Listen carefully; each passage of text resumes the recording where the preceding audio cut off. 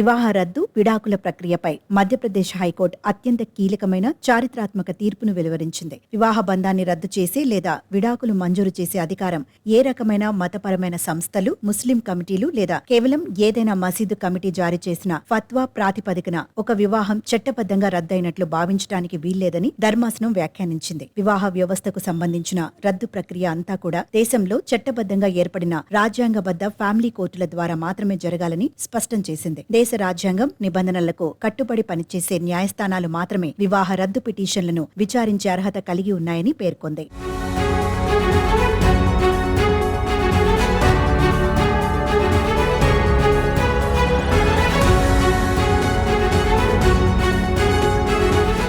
ఈ మేరకు జస్టిస్ వివేక్ జైన్ ఆధ్వర్యంలోని ఏకసభ్య ధర్మాసనం ఈ సంచలన ఉత్తర్వులను జారీ చేసింది. భారత రాజ్యాంగ పరిధికి లోబడి పౌరుల చట్టబద్దమైన హక్కులను పరిరక్షించటమే ధ్యేయంగా ఈ తీర్పు వెలువడింది. మతపరమైన సంస్థల ఆధిపత్యానికి చెక్ పెడుతూ న్యాయస్థానం ఇచ్చిన ఈ వ్యాఖ్యలు దేశవ్యాప్తంగా తీవ్ర చర్చనీయాంశమయ్యాయి. ఈ కేసు విచారణ సందర్భంలో భోపాల్కు చెందిన దారుల్ దఫా మసాజిద్ కమిటీ జారీ చేసిన ఒక ఫత్వా ఆధారంగా తన వివాహ బంధం చెల్లకుండా పోయిందని ప్రకటించాలని కోరుతూ ఓ భర్త దాఖలు చేసిన పిటిషన్ను ధర్మాసనం తీవ్రంగా తోసిపుచ్చింది. మతపరమైన మండలి ఇచ్చే ఫత్వాకు ఎలాంటి స్వతంత్ర చట్టపరమైన గుర్తింపు లేదా సాధికారత లేదని ఈ సందర్భంగా కోర్టు నొక్కి చెప్పింది. ఫత్వా అనేది కేవలం ఒక మతపరమైన అభిప్రాయం మాత్రమేనని, అది ఏమాత్రం అధికారిక కోర్టు తీర్పుకు ప్రత్యామ్నాయం కాదని వెల్లడించింది. వ్యక్తుల వైవాహిక జీవితం, పౌర హక్కులకు సంబంధించిన తుది నిర్ణయం తీసుకునే సర్వాధికారాలు కేవలం అధికారిక న్యాయ వ్యవస్థకు మాత్రమే ఉంటాయని గుర్తు చేసింది. పౌరుల వ్యక్తిగత సంబంధాలపై చట్టపరమైన చెల్లుబాటు సాధించాలంటే కోర్టు ఉత్తర్వులు తప్పనిసరి అని వ్యాఖ్యానించింది.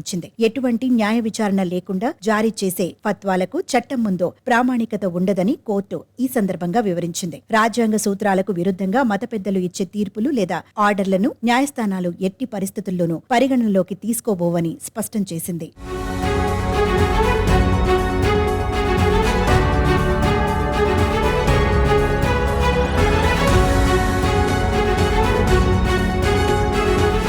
అయితే సదరు భర్తకో లేదా విడాకులు కోరుకునే ఏ వ్యక్తికైనా చట్ట ప్రకారం సంబంధిత ఫ్యామిలీ కోర్టును ఆశ్రయించే పూర్తి హక్కు ఉందని మధ్యప్రదేశ్ హైకోర్టు స్పష్టం చేసింది. ఒకవేళ బాధితులు లేదా దంపతులు చట్టబద్ధంగా వివాహ రద్దు పిటిషన్ దాఖలు చేస్తే నిబంధనల ప్రకారం ఫ్యామిలీ కోర్టు దానిని విచారించి తగిన తీర్పు ఇస్తుందని పేర్కొంది. మతపరమైన ఫత్వాల చట్టబద్ధత, వివాహ రద్దు ప్రక్రియలో ఉన్న గందరగోళాలపై ఈ తీర్పు పూర్తి స్పష్టతనిచ్చిందని న్యాయ నిపుణులు కొనియాడుతున్నారు. సమాజంలో చట్టబద్ధమైన పరిపాలనను, న్యాయ వ్యవస్థ ప్రాధాన్యతను పెంపొందించేందుకు ఈ నిర్ణయం ఎంతగానో ఉపయోగపడుతుందని భావిస్తున్నారు. ఈ తీర్పు ద్వారా మత సంస్థల పరిధి ఏంటో, రాజ్యాంగ కోర్టుల పరిధి ఏంటో స్పష్టమైన గీత గీసినట్లయింది.